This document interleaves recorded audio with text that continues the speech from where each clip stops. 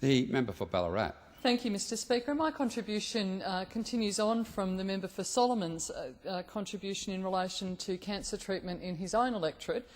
The Rudd Labor government's contribution to improvement of cancer services across this country hasn't received a lot of media attention, but I think is really one of the great stories that this government is investing in health and is making a huge difference to cancer sufferers across the community. It's no secret that cancer survival rates across regional Australia are well behind that of our metropolitan counterparts. It is an appalling fact. It's an appalling fact that one of the factors in relation to cancer survival rests on the location in which the patient lives. The Victorian Cancer Council published a report in 2007, Cancer Survival Victoria, which compared survival rates across Victoria from different regions. The report found that the 5-year survival rate for cancer sufferers was 62% in Melbourne, compared with 59% in the Grampians Integrated Cancer Service region, which covers my electorate. In the 09-10 budget, the government committed $560 million from the Health and Hospitals Fund over 5 years to establish a network of around 10 regional cancer centres. By doing so, we're hoping to improve access and support for cancer patients in regional and rural Australia. We made this commitment because we understand the need to improve health outcomes for all Australians. By investing in regional cancer centres, the government is working to turn around cancer survival rates throughout our regional cities. We're working to buck a trend that for too long has gone unnoticed. The Ballarat community has been working hard to establish their application for the Ballarat Regional Integrated Cancer Centre. The $55 million proposal would include 4 radiotherapy bunkers to be located at the Ballarat-based hospital, as well as other treatment facilities and a wellness centre. Austin Health, St John of God, the private hospital in my electorate, Ballarat Health Services have all worked very hard with the Victorian Government to submit an extremely strong application.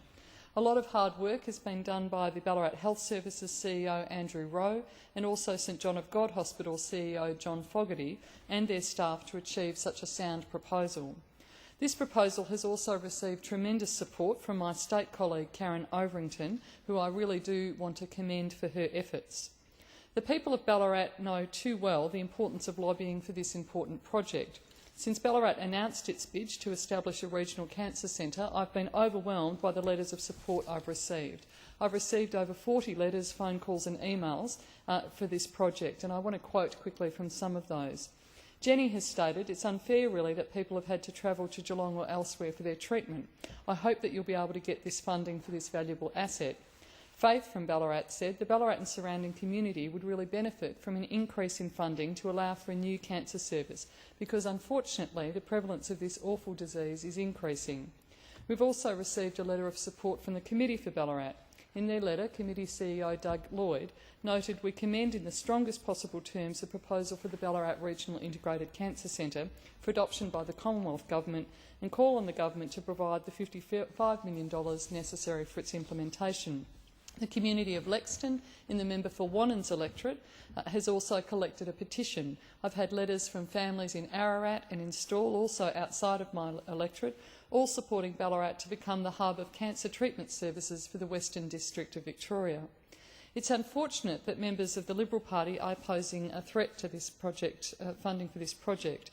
Senator Joyce is still to outline how the opposition will fund their climate change con job, let alone the $10 billion of unfunded promises the Leader of the Opposition has made since September. They are yet to rule out cuts to services such as hospitals, and given the Leader of the Opposition's form on cutting $1 billion out of the health budget, I'm concerned that the Labor's regional cancer centres will be seen as an easy target. Locally, the Liberal candidate's performance on this issue has been less than impressive or helpful. I'm hopeful but cautious about Ballarat's bid being successful. The locations of the centres are being assessed independently by the Health and Hospital Fund Advisory Board and will provide advice to Nicola Roxon. Many regions across Australia are competing for this funding. I believe we have a strong case in Ballarat, and I want to thank the many people who have written to me sharing often their painful family experiences to pledge support for this project, and I certainly commend the Ballarat Regional Integrated Cancer Centre to the Government for funding.